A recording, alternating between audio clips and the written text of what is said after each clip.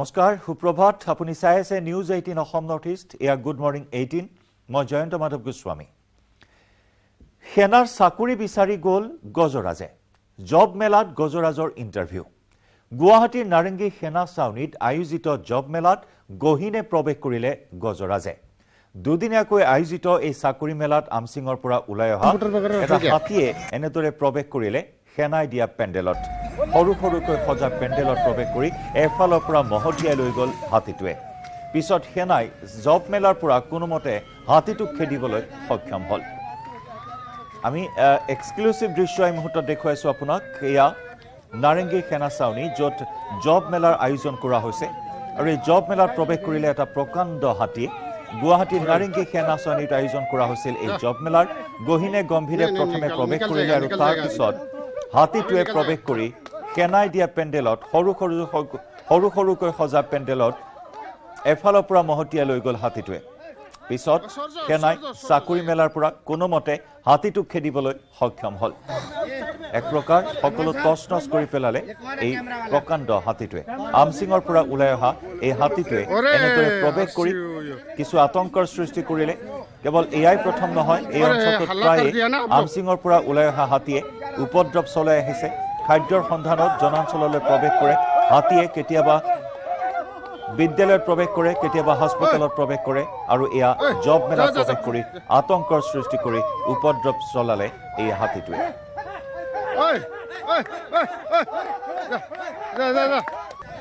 বাবা কোনো কৰিবি যা যা যা যা যা একো নকৰি যা যা যাই যা যাই কোনো যা हम लोग का कुछ तो नहीं किया ना জব মেলাৰ বিশাল আয়োজন কৰা হৈছিল নাৰেংগী সেনা চাউনিত আৰু এই বিশাল আয়োজন এক প্ৰকাৰ এফালৰ পৰা তছনছ কৰি গল এই প্ৰকাণ্ড বন্য হস্তিটোৱে সৰু সৰু কাউণ্টাৰ তাত সাজি উলিওৱা হৈছিল জব মেলা উপলক্ষে আৰু এফালৰ পৰা এই কাউণ্টাৰসমূহ এই পেণ্ডেলসমূহ ভাঙি তছনছ কৰি গল মহতিয়াই লৈ গল এই প্ৰকাণ্ড বন্য হস্তিটোৱে उसको शीर्षक नहीं करना वो निकल जाएगा अपना कुछ পৰৱৰ্তী খবৰ নৃপেন খঙিয়া আৰু বিজেপি নেত্ৰী উপমা বৰাৰ মৃত্যু প্ৰসংগত শিৱসাগৰৰ প্ৰগতি নাৰ্ছিং হোম সাময়িকভাৱে বন্ধ ৰখাৰ নিৰ্দেশ দিছে প্ৰশাসনে নৃপেন খঙিয়া আৰু উপমা বৰাৰ মৃত্যু তদন্ত কমিটি গঠন প্ৰশাসনৰ তদন্ত কমিটিত থাকিব 3জন চিকিৎসক 10 দিনৰ ভিতৰত দাখিল কৰিব লাগিব তদন্তৰ প্ৰতিবেদন নিদিয়া পৰ্যন্ত প্ৰগতি নাৰ্ছিং হোমত বন্ধ ৰখাৰ নিৰ্দেশ দিয়া হৈছে চিকিৎসালয়খনত থকা ৰোগীসকলক অন্য চিকিৎসালয়লৈ প্ৰেৰণৰ নিৰ্দেশ দিয়া হৈছে আৰু আজি সন্ধিয়াৰ 8 বজাৰ ভিতৰত স্থানান্তৰ কৰিব লাগিব ৰোগীসকলক এই নিৰ্দেশ জাৰি কৰা হৈছে উল্লেখযোগ্য যে চিকিৎসক আৰু চিকিৎসালয়ৰ কৰ্তৃপক্ষৰ হেমাহিত 21 জানুৱাৰীত শিৱসাগৰৰ প্ৰগতি নাৰ্ছিং হোমত মৃত্যু হৈছিল নৃপেন খঙিয়াৰ আনহাতে 12 ফেব্ৰুৱাৰীত একেই অভিযোগত বিজেপি নেত্ৰী তথা ৱাৰ্ড সদস্য উপমা বৰাৰ মৃত্যুৰ পিছত এই তদন্তৰ কথা ঘোষণা কৰিছে প্ৰশাসনে চলিত বৰ্ষত দুটাকৈ এনে ঘটনা সংঘটিত হৈছে প্ৰগতি নাৰ্ছিং হোম বাৰে বাৰে বিতৰ্কৰ আৱৰ্তত সোমাই পৰিছে চলিত বৰ্ষৰ 21 জানুৱাৰীত নৃপেন খঙিয়াৰ মৃত্যু হৈছিল চিকিৎসকৰ অৱহেলাত সমান্তৰালকৈ 12 ফেব্ৰুৱাৰীত বিজেপি নেত্ৰী উপমা বৰাৰ মৃত্যু হৈছে চিকিৎসাৰ গাফিলতিৰ বাবে আৰু যাৰ পৰিণতিত এই মুহূৰ্তত এক গুৰুত্বপূৰ্ণ নিৰ্দেশনা জাৰি কৰা হৈছে শিৱসাগৰ জিলা প্ৰশাসনে এই কঠোৰ নিৰ্দেশ জাৰি কৰিছে তদন্ত কমিটি গঠন কৰা হৈছে সাময়িকভাৱে বন্ধ ৰখাৰ নিৰ্দেশ দিয়া হৈছে এই বিতৰ্কিত হাস্পতালখন আমি অধিক খবৰ লাভ কৰিবলৈ পোনপটীয়া সম্প্ৰচাৰত সংযুক্ত হৈছো শিৱসাগৰৰ পৰা আমাৰ সাংবাদিক প্ৰদীপ গগৈৰ সৈতে প্ৰদীপ চলিত বৰ্ষত দুটাকৈ চাঞ্চল্যকৰ ঘটনা সংঘটিত হ'ল প্ৰথমে নৃপেন খঙিয়া আৰু তাৰ পিছত উপমা বৰাৰ মৃত্যুৰ পিছত গাল উৰিল বাৰে বাৰে বিতৰ্কৰ আৱৰ্তত সোমাই পৰে এই হাস্পতালখন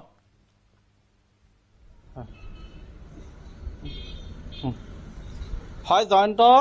যোৱা 21 জানুৱাৰীত নৃপেন খঙিয়া নামৰ শিৱসাগৰ খাটপথাৰ নিবাসী নৃপেন খঙিয়াৰ মৃত্যু হৈছিলে ইয়াত তেখেতৰ গেষ্ট্ৰিক আলচাৰ হৈছিলে ইয়াত এই হস্পিটেলখনতে প্ৰগতি হস্পিটেলত ভৰ্তি কৰিছিলে তেতিয়াও চিকিৎসকৰ গাফিলতিৰ অভিযোগ উঠিছিলে আৰু উত্তপ্ত পৰিস্থিতিৰ সৃষ্টি হৈছিলে সেই সময়তে থানাটো এজাহাৰ দাখিল কৰিছিলে আৰু তাৰ পিছত দ্বিতীয়টো ঘটনা যোৱা 12 ফেব্ৰুৱাৰীত সন্ধিয়া তথা যোৱা দেওবাৰে সন্ধিয়া সংঘটিত হ'ল বিজেপিৰ 10 নং শিৱসাগৰ পৌৰসভাৰ 10 নং ৱাৰ্ড সদস্যা উপমা বৰা তেখেতৰ মৃত্যু হ'ল আৰু তেওঁকো অভিযোগ যে পৰিয়ালৰ অভিযোগ আৰু বিজেপি কাৰ্যকৰ্তাসকলৰ অভিযোগ যে চিকিৎসকৰ গাফিলতিৰ বাবে তেওঁৰ মৃত্যু হ'ল। গতিকে এই ধৰণৰ অভিযোগৰ পিছত কালিও প্ৰতিবাদ সাব্যস্ত হৈছিলে। তাৰ পিছতে জিলা প্ৰশাসনে এক তদন্ত ঘোষণা কৰিছে। 5জনীয়া এখন তদন্ত কমিটি গঠন কৰিছে। অতিৰিক্ত দণ্ডাধীশ চন্দনা বৰুৱাৰ নেতৃত্বত এই কমিটিখন গঠন কৰা হৈছে। কমিটিখনত থাকিব চিকিৎসক ডাক্তৰ প্ৰদীপ বুঢ়াগোহাঁই, ডাক্তৰ গায়ত্ৰী সেনাপতি আৰু ডক্তৰ ফণীধৰ গগৈ আৰু ACS বিষয়া বৰ্ণালী খাটিৱাৰা আৰু শ্ৰী নাৰ্মাল সিং বৰগিয়াৰীক লৈ এই কমিটিখন গঠন কৰা হৈছে আৰু কমিটিখনে 10 দিনৰ ভিতৰত কমিটিখনক 10 দিনৰ ভিতৰত প্ৰতিবেদন দাখিল কৰিবলৈ নিৰ্দেশ দিয়া হৈছে আৰু তেতিয়ালৈকে এই চিকিৎসালয়খন বন্ধ থাকিব। মই দেখুৱাইছোঁ প্ৰগতি নাৰ্ছিং হোম এণ্ড যি ৰিচাৰ্চ চেণ্টাৰ, এই চিকিৎসালয়খন বন্ধ আছে। ইয়া দেখিছে নিউজ 18ৰ দৰ্শকসকলে আমি পোনপটীয়াভাৱে দেখুৱাই আছোঁ। এয়া বৰ্তমান গেটৰ সন্মুখত আঁৰি থোৱা আছে, জৰুৰীকালীন সেৱা বন্ধ আছে। চিকিৎসালয় কৰ্তৃপক্ষই এই ধৰণে বৰ্তমান এখন বেনাৰ আঁৰি দিছে আৰু ইতিমধ্যে ইয়াত এটা তলা ওলমাই দিয়া হৈছে। ইয়াত দেখিছে নতুনকৈ কোনো ৰোগীক ইয়াত ভৰ্তি কৰোৱা হোৱা নাই আৰু যিসকল ৰোগী আছে, আমি জানিব পৰা মতে প্ৰায় 14-15 গৰাকী ৰোগী আছে বৰ্তমান আৰু সেইসকলক আজি সন্ধিয়া 8 বজাৰ ভিতৰত স্থানান্তৰ কৰিবলৈ নিৰ্দেশ দিয়া হৈছে আৰু ইতিমধ্যেই যাৱতীয় ব্যৱস্থা এই চিকিৎসালয়খনক ল'বলৈ নিৰ্দেশ দিয়া হৈছে আৰু সেইমতে একাংশ ৰোগীক যোৱা নিশায়ে ইয়াৰ পৰা স্থানান্তৰিত কৰা হ'ল বুলি আমি জানিব পাৰিছোঁ আৰু আজি যিসকল ৰোগী বৰ্তমান আছে 14-15 গৰাকীমান ৰোগী আছে বুলি আমি জানিব পাৰিছোঁ বিশেষ সূত্ৰৰ পৰা আৰু সেইসকল ৰোগীকো স্থানান্তৰ কৰা হ'ব আৰু ইয়াত বৰ্তমান হাহাকাৰ আচলতে কিন্তু চিকিৎসক বা এইসকলে যিসকলৰ ভুলৰ বাবে এনেধৰণৰ ঘটনা সংঘটিত হৈছে তাৰো এক উচিত যিহেতু তদন্ত ইতিমধ্যেই ঘোষণা কৰিছে। গতিকে আশা কৰিছে সকলোৱে যে তদন্তত সমগ্ৰ ঘটনা পোহৰলৈ আহিব। কালিৰে পৰা উত্তাল প্ৰতিবাদ অব্যাহত আছে। অনুজ্ঞাপত্ৰ বাতিলৰ বাবে দাবী উত্থাপন কৰা হৈছে কাৰণ এটাৰ পিছত আনটো এনেকুৱা ধৰণৰ ঘটনা সংঘটিত হৈছে।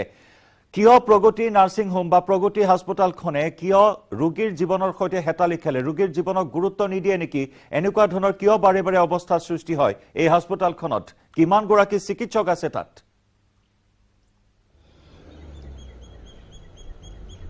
হয়, ইয়াত আমি জানিব পাৰোঁ যে চিকিৎসকসহ নাৰ্ছসহ প্ৰায়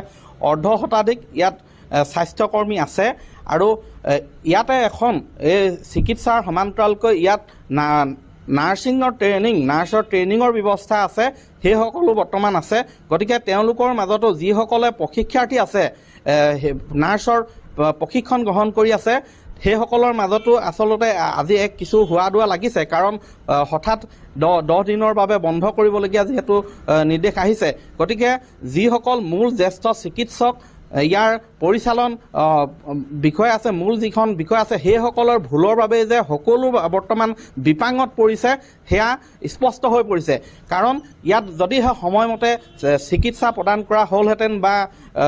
গুৰুত্ব দিলেহেঁতেন কিন্তু এনেধৰণৰ ঘটনা নহ'লহেঁতেন। বাৰে বাৰে কিন্তু প্ৰগতি নাৰ্ছিং হোমত বিতৰ্কৰ আৱৰ্তত সোমাই আহিছে। যোৱা 4 বছৰত কমেও 24টা এনেধৰণৰ ঘটনা সংঘটিত হৈছে আৰু আমি যোৱা 2 মাহত ইয়াত 2টা ঘটনা সংঘটিত হ'ল, এনেধৰণৰ উত্তপ্ত পৰিস্থিতিৰ সৃষ্টি হৈছে আৰু ইতিমধ্যেই ইয়াৰ যি উপমা বৰাৰ মৃত্যুৰ পিছতে পৰিস্থিতি অধিক ইয়াত উত্তপ্ত হৈ পৰে আৰু ইতিমধ্যেই শিৱসাগৰ জিলা উপায়ুক্ত, ইণ্ডিয়ান মেডিকেল কাউন্সিল আৰু অসমৰ স্বাস্থ্যমন্ত্ৰীলৈ স্মাৰকপত্ৰ প্ৰেৰণ কৰিছে যে যাৱতীয় ব্যৱস্থা গ্ৰহণ কৰিব লাগে আৰু সেই অনুসৰিয়ে আচলতে জিলা প্ৰশাসনে এখন 5জনীয়া কমিটি গঠন কৰি বৰ্তমান তদন্তৰ নিৰ্দেশ দিছে আৰু 10 দিনৰ বাবে ইয়াত বন্ধ থাকিব আৰু 10 দিনৰ ভিতৰত যিহেতু খবৰ আহিব কি আচলতে হৈছিলে, প্ৰতিবেদনত কি আহে সেয়াও লক্ষণীয় হ'ব। কিন্তু এই মুহূৰ্তত আমি দেখুৱাইছোঁ যে পুৱাৰে পৰা সম্পূৰ্ণ ইয়াত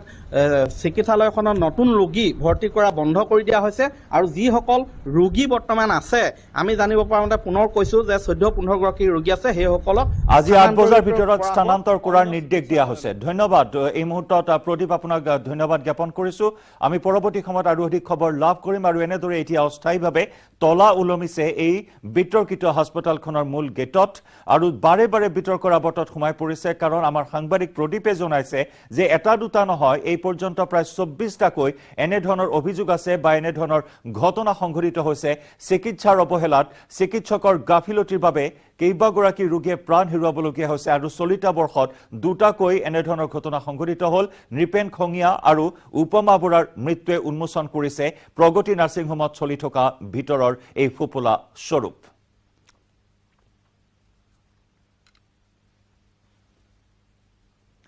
আমি খবৰৰ ধাৰা অব্যাহত ৰাখিম গুড মৰ্নিং 18ত সময় হ'ল এটা চমু বাণিজ্যিক বিৰতি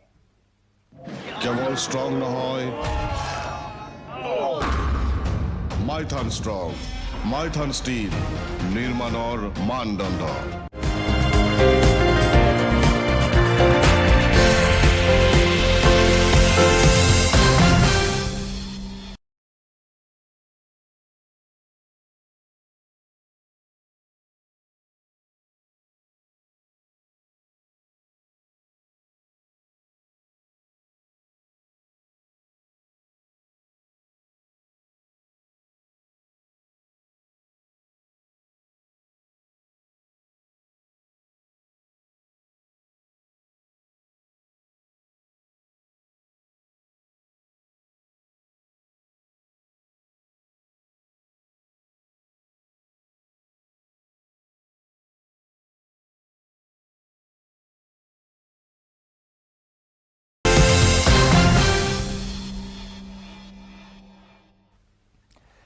উইমেন প্ৰিমিয়াৰ লীগৰ নিলামত মুম্বাই ইণ্ডিয়ানছে ক্ৰয় কৰিলে অসমৰ ক্ৰিকেটাৰ জিন্তিমণি কলিতাক অৱশেষত উইমেন প্ৰিমিয়াৰ লীগৰ বাবে অনুষ্ঠিত হোৱা নিলামত উচ্চাৰিত হ'ল অসমৰ উদীয়মান মহিলা ক্ৰিকেটাৰ জিন্তিমণি কলিতাৰ নাম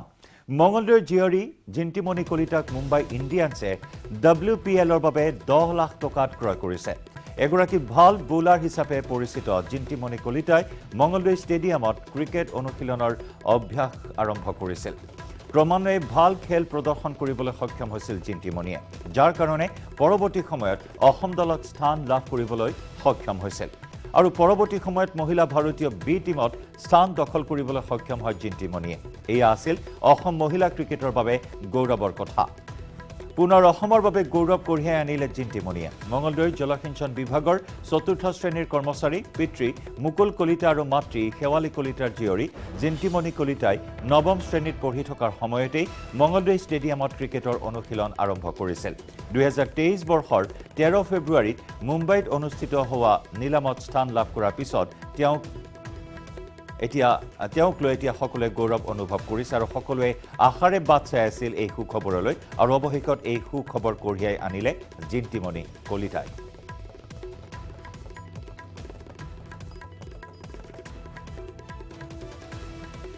আৰু এইখিনি মুহূৰ্তত মঙলদৈৰ বাসগৃহত আছে আমাৰ সাংবাদিক নৱজ্যোতি মহন্ত আমি পোনপটীয়া সম্প্ৰচাৰত সংযুক্ত হৈছোঁ নৱজ্যোতিৰ সৈতে নৱজ্যোতি অত্যন্ত এটা ভাল খবৰ যে সমগ্ৰ মঙলদৈ বাসীলৈ সুখবৰ কঢ়িয়াই আনিছে 10 লাখ টকাত মুম্বাই ইণ্ডিয়ানছে ক্ৰয় কৰিছে জিন্তিমণিক পিতৃ মাতৃ কেনেকুৱা অনুভৱ এই মুহূৰ্তত জিন্তিমণিও আছে আপোনাৰ সৈতে কেনেকুৱা ধৰণৰ অনুভৱ ব্যক্ত কৰিব জিন্তিমণি এই মুহূৰ্তত নিশ্চয়কৈ জয়ন্ত আসলতে অসমবাসীৰ কাৰণে সুখবৰ যি সুখবৰ কঢ়িয়াই আনিছে জিন্তিমণি কলিতাই আৰু জিন্তিমণি কলিতাৰ যদি কথা কওঁ আমি তেতিয়াহ'লে ক'ব লাগিব যে প্ৰায় 5 বছৰ আগৰ পৰা ক্ৰিকেটৰ প্ৰতি ধাউতি বাঢ়ি তেওঁ ক্ৰিকেট খেলিবৰ কাৰণে আৰম্ভ কৰিছিল আৰু মঙলদৈ ষ্টেডিয়ামত ক্ৰিকেটৰ অভ্যাস আৰম্ভ কৰিছিল আৰু তেতিয়াৰ পৰাই আসলতে ভাল খেল প্ৰদৰ্শন কৰাৰ কাৰণে এটাৰ পিছত আন এটা স্থান তেওঁ লাভ কৰিবলৈ সক্ষম হৈছিল এটাৰ পৰা আন এটা স্থানত তেওঁ বিভিন্ন খেল প্ৰদৰ্শন কৰিবৰ কাৰণে ভাল খেল প্ৰদৰ্শন কৰিবৰ কাৰণে সক্ষম হৈছিল আৰু শেহতীয়াভাৱে যি খবৰ লাভ কৰিলে এই খবৰে কিন্তু মঙলদৈৰ লগতে অসমবাসীক আচলতে আনন্দিত কৰিছে কাৰণ ক্ৰিকেটৰ প্ৰথমবাৰৰ কাৰণে যি ওমেন IPL হ'বলৈ গৈ আছে, এই IPL-ত কিন্তু মুম্বাই দলত স্থান লাভ কৰিবলৈ সক্ষম হৈছে এগৰাকী জিন্তিমণিয়ে। আৰু সকলোৱে উৎফুল্লিত হৈ পৰিছে, কাৰণ মঙলদৈ যিখন ষ্টেডিয়ামত তেওঁ খেলৰ অভ্যাস কৰিছিল, সেই সময়ত কিন্তু মহিলাৰ কাৰণে কোনো খেলৰ সুবিধা নাছিল, অৰ্থাৎ মহিলা অভ্যাস কৰাৰ কোনো প্ৰশিক্ষক নাছিল। আৰু তেনে সময়তে কিন্তু নিজৰ ভাতৃক থ'বলৈ গৈ তেওঁ ক্ৰিকেটৰ অভ্যাস কৰিছিল, আৰু তাৰপিছতেই ক্ৰিকেটৰ প্ৰতি ধাউতি দেখি প্ৰশিক্ষকসকলেও তেওঁক শিকাবৰ কাৰণে আৰম্ভ কৰিছিল। তেতিয়াৰ পৰা ভাল খেল প্ৰদৰ্শন কৰিছিল। তুমি জিন্তিমণিৰ ওচৰলৈ গৈছিল, প্ৰথমতে তোমাক অভিনন্দন জনাইছোঁ, শুভেচ্ছা জ্ঞাপন কৰিছোঁ। অসমৰ পৰা এগৰাকী মহিলাই মুম্বাই দলত স্থান পাবলৈ সক্ষম হৈছে। প্ৰথমতে কেনেকুৱা অনুভৱ তোমাৰ পৰা জানিব বিচাৰিম? মোৰ বহুত ভাল লাগিছে কি প্ৰথম ষ্টাৰ্ট হৈছে WPL-ৰ ওমেন্সৰ, সেইটোতে মই ফাৰ্ষ্টতে পাইছোঁ। সেইটো মোৰ বহুত ভাল লাগিছে কি মই বুজাব নোৱাৰোঁ, এনেকুৱাও ভাল লাগিছে। কেতিয়াৰ পৰা খেল আৰম্ভ কৰিছিলে? কি ক্ৰিকেটৰ কেতিয়াৰ পৰা ধাউতি পাইছিল তোমাৰ? মোৰ ফাৰ্ষ্টতে মঙলদৈ ক্ৰিকেট এছ'চিয়েশ্যনত মই ফাৰ্ষ্টতে ভাইটিক থ'ব আহিছিলোঁ, তেতিয়া মোৰো ভাল লাগিলে। আৰু মোৰ প্ৰথম কোচ আছিল মৃদুল তামুলী ছাৰ, তাৰপিছত আছিলে ৰঞ্জন ৰামচেৰি ছাৰ। তোমাৰ ক্ৰমাগতভাৱে তুমি বিভিন্ন স্থানত খেল খেলিছা, ক'ত কেনেকে খেল খেলিছা কথাখিনি কথা জানিব বিচাৰিম। মই এতিয়া সেনেকৈ বহুত ঠাইতে গৈছোঁ, তেনেকৈ এতিয়া ক'ব নোৱাৰিম, বাট আণ্ডাৰ 19 খেলিছোঁ মই, তাৰপিছত অসমৰ হৈ 23 খেলিছোঁ, আৰু ছিনিয়ৰ দলতো এতিয়া মই চিলেকশ্যন হৈ আছোঁ অসমৰ হৈ। আৰু ৰিচেণ্টলি মই আণ্ডাৰ 19 ইণ্ডিয়া এ টিমত মই চিলেকশ্যন হৈছোঁ। এতিয়া বাইজেক হৈছিল অন্ধ্ৰপ্ৰদেশ, তাৰ পৰা খেলি আহিলোঁ, এতিয়া WPL-ত চিলেকশ্যন হৈছোঁ। মাতৃ আছে আচলতে, আপুনি উল্লেখ কৰিছে যি চতুৰ্থ বৰ্গৰ কৰ্মচাৰী হৈ কষ্ট কৰি তেওঁক ব্যয়বহুল এই ক্ৰিকেট খেলৰ প্ৰতি তেওঁ আগবঢ়াই লৈ গৈছিল। মাতৃ আছে, কেনেকুৱা অনুভৱ আচলতে জীয়ৰী এটা? হয়, অনুভৱটো বহুত ভালে লাগিছে, বহুত ভাল লাগিছে তাই ফলাফলটো পাই। আৰু তাইক মই বহুত ধন্যবাদো দিছোঁ। আৰু লগতে তাই যেতিয়া খেলিব গৈছিলে, প্ৰথম খেলিব যাওঁতে আমাৰ মঙলদৈ এছ'চিয়েশ্যনে বহুত হেল্প কৰিছে, নহ'লেতো আমাৰ কাৰণে সামৰ্থ্যৰ বাহিৰত, কিন্তু তেওঁলোকৰ সহায়ৰ কাৰণে তাই আজি ইমানখিনি আগবাঢ়ি যাবলৈ বিচাৰে। পিতৃ আছে, কি ক'ব? হেল্ল', হয়, কি ক'ব, কেনেকুৱা অনুভৱ? নাই, অনুভৱটো ভালো লাগিছে, কিন্তু খেলাৰ যিটো তাই কৰিছে, সেইটো মই একচুৱেলি বহুত ভাল লাগিছে। আৰু গোটেইখিনি মানুহেই আমাৰ দৰং ডিষ্ট্ৰিক্টৰ মানুহখিনি যিটো সহায় সহযোগ কৰিছে, সেইটো কাৰণে মই ধন্যবাদ দিছোঁ। তাত কৰি আৰু কি ক'ম আৰু। ধন্যবাদ জনাইছোঁ। কি ক'ব যে অতি গৌৰৱৰ কথা? অতি গৌৰৱৰ কথা, তাতকৈ আৰু গৌৰৱৰ কথা আমাৰ শান্তিপুৰবাসী। তাই সৰুৰ পৰা পাইছোঁ, যেতিয়া উমেন বুলি ক'লে খেলিবলৈ কোনো নাযায়, তাই ভাইটিক থ'বলৈ গৈ আজি তাই যিটো স্থান পাইছে, সঁচাকৈ এজন শান্তিপুৰ আৰু মঙলদৈৰ অসমবাসী হিচাপে গৌৰৱ অনুভৱ কৰিছোঁ। এইটো দৃঢ়তাৰে ক'ব বিচাৰোঁ, অনাগত দিনত তাই যে ভাৰতীয় টীমত খেলিব, এইটো সঁচা। আৰু তাৰ কাৰণে তাৰ দেউতা আৰু মাতৃয়ে, বিশেষকৈ মাতৃয়ে যিটো কষ্ট কৰিছে আমি দেখিছোঁ, সঁচা এজন মাতৃ যদি যিটো দৃঢ়তা থাকে বুলি কয়, মাতৃয়ে যদি চেষ্টা কৰে, তেতিয়া পুত্ৰ বা সন্তানসকলে আগুৱাই যাব পাৰে। তাৰ জ্বলন্ত উদাহৰণ মই জিন্তিমণি মাতৃ দেখিছোঁ। যথেষ্ট ব্যয়বহুল কিন্তু ক্ৰিকেট খেলটো যথেষ্ট ব্যয়বহুল। নিশ্চয় নিশ্চয়, আজিকালি খেলবোৰ ব্যয়বহুল হয়। তাৰ কাৰণে হয়তো জিন্তিমণিক আমাৰ মঙলদৈ ক্ৰিকেট এছ'চিয়েশ্যনে সহায় কৰিছে, বিভিন্নজনে তেখেতক বিভিন্ন ক্ষেত্ৰত সহায় কৰি আহিছে, সেইটো কথা আমি মানিব লাগিব। কিন্তু তাৰ ভিতৰতো জিন্তিমণিহঁতৰ যিটো মানুহে যেতিয়া আঁকোৱালি কিবা বস্তু দিব বিচাৰিছিলে, সেই সময়ত যিটো সময়ত প্ৰয়োজন, আৰু মই সেইটোৱে কথা ক'ব বিচাৰোঁ, যেতিয়া প্ৰয়োজন সেইখিনি যদি আমি আগবঢ়াই দিওঁ, আমাৰ এনেকুৱা প্ৰতিভা হয়তো আৰু আছে, কিন্তু সঠিক প্লেটফৰ্মৰ অভাৱত। কিন্তু শান্তিপুৰবাসীয়ে বা মঙলদৈৰ বা তাৰ মাতৃ যি চেষ্টা, সেই চেষ্টাত কিন্তু তাই জিন্তি যিটো স্থানত পাইছে, সেইখিনি কম যে তাৰ মাতৃৰ কিন্তু অৰিহণা আৰু মঙলদৈ ক্ৰিকেট এছ'চিয়েশ্যনৰ অৰিহণা কিন্তু আছে। ভাতৃক থ'বলৈ গৈ ক্ৰিকেট খেলিব আৰম্ভ কৰিছিল, আজি IPL-ত স্থান। জিন্তিমণি কলিতাক মই এজন মঙলদৈবাসী, লগতে শান্তিপুৰবাসী হিচাপে তাইক বহুত সৰুৰ পৰাই পাইছোঁ। তাইৰ খেলত প্ৰথমে যেতিয়া আমাৰ মঙলদৈ স্পৰ্টছ এছ'চিয়েশ্যনৰ মঙলদৈ ষ্টেডিয়ামত তেওঁৰ ভায়েক প্ৰবালক যেতিয়ালৈকে ক্ৰিকেট খেলিব অনা নিয়া কৰি আছিল, সেই অনা নিয়া প্ৰেক্টিচতে তাইও মাজে মাজে এটা দুটা বল লাৰি আজি তাই এইখিনি কৃতিত্ব অৰ্জন কৰিবলৈ সক্ষম হৈছে। তাই যিখিনি কৃতিত্ব পালে, ওমেন IPL প্ৰথম যিবাৰ ওমেন IPL আৰম্ভ হৈছে, তাতে মুম্বাই ইণ্ডিয়ানছ হৈ তাই চিলেক্ট হৈছে। সেইকাৰণে তাইক মঙলদৈৰ আমাৰ শান্তিপুৰ সংঘৰ পৰা, আৰু লগতে মঙলদৈ স্পৰ্টছ এছ'চিয়েশ্যনৰ পৰা, আৰু লগতে মই মঙলদৈ জিলা কৰ্মচাৰী পৰিষদৰ সম্পাদক হিচাপে তাইক বহুত অভিনন্দন আৰু কৃতজ্ঞতা প্ৰকাশ কৰিছোঁ। আমি জিন্তিমণিৰ ওচৰলৈ পুনৰ যাম। জিন্তিমণি, যিহেতু ক্ৰিকেট বুলি ক'লে আচলতে মহিলা পুৰুষ বিভিন্ন ক্ৰিকেট খেলুৱৈ আছে কাৰ প্ৰতি তুমি ধাউতি বাঢ়ি তুমি কাক দেখি তুমি আছে ক্ৰিকেটৰ প্ৰতি ধাউতি আহিছিল মোৰ তেনেকুৱা কোনো নাছিলে মই ভাইটিক থব যায় মই নিজে শিকিছিলো এনেকৈ ইমান সেনেকৈ চিনিও পোৱা নাছিলো আৰু এতিয়াতো মই যোনটো টিমত সোমাইছো সেইটো টিমত বহুত ভাল প্লেয়াৰ এটা কেপ্টেইন হয় হৰমনপ্ৰীত কৌৰ তেওঁতো ইণ্ডিয়া টিমৰ কেপ্টেইন হয় সেইটোৱে ভাল লাগিছে তাতে গ'লে মই শিকিব পাৰিম আৰু পুৰুষ ক্ৰিকেটৰ ভিতৰত কাক তুমি বেছি ভাল পোৱা বা পুৰুষ ক্ৰিকেটৰ ভিতৰত মই বিৰাট কোহলিকে ভাল লাগে বিৰাট কোহলি কি কাৰণ ভাল লাগে বিৰাট কোহলি তেওঁৰ মোৰ এটিটিউডটো ভাল লাগে তাৰপিছত খেলৰ যোনটো মানে হেৰিত খেলে সেইটো মোৰ বহুত ভাল লাগে নিশ্চয়কৈ আচলতে জয়ন্ত ক'ব লাগিব যে মঙলদৈ আৰু দৰংবাসীৰ কাৰণে সুনাম কঢ়িয়াই আনিছে আৰু অসমৰ একমাত্ৰ যি মহিলা ক্ৰিকেটাৰ যিগৰাকী ক্ৰিকেটাৰে আজি শেহতীয়াভাৱে যি IPL মুম্বাই টিমত স্থান লাভ কৰিবলৈ সক্ষম হৈছে যাক লৈ উৎফুল্লিত হৈ পৰিছে আচলতে দৰংবাসী মঙলদৈবাসী নিশ্চয় এক আদৰ্শ এতিয়া সকলোৰে বাবে কাৰণ ক্ৰিকেটৰ ক্ষেত্ৰত মহিলাৰ যি অগ্ৰগতি সেয়া জিন্তিমণিয়ে দেখুৱাই দিলে আৰু এক মেধাৱী এটা মেধা এনেদৰে ওলাই আহিছে আৰু দেশৰ নাম বুকুত এতিয়া অসমৰ নাম উজ্বলাই তুলিব সেয়া সকলোৱে আশা প্ৰকাশ কৰিছে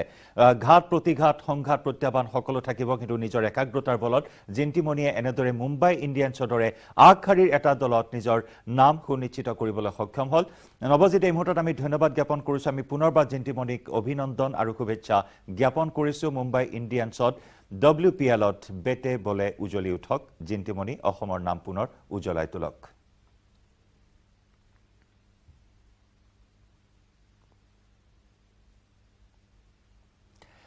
ইয়াৰে সৈতে সময় হ'ল গুড মৰ্নিং 18ৰ পৰা বিদায় লোৱাৰ খন্তেক বাণিজ্যিক বিৰতিৰ পিছতে আমি লৈ আহিম ছুপাৰফাষ্ট প্ৰাইম টাইম 100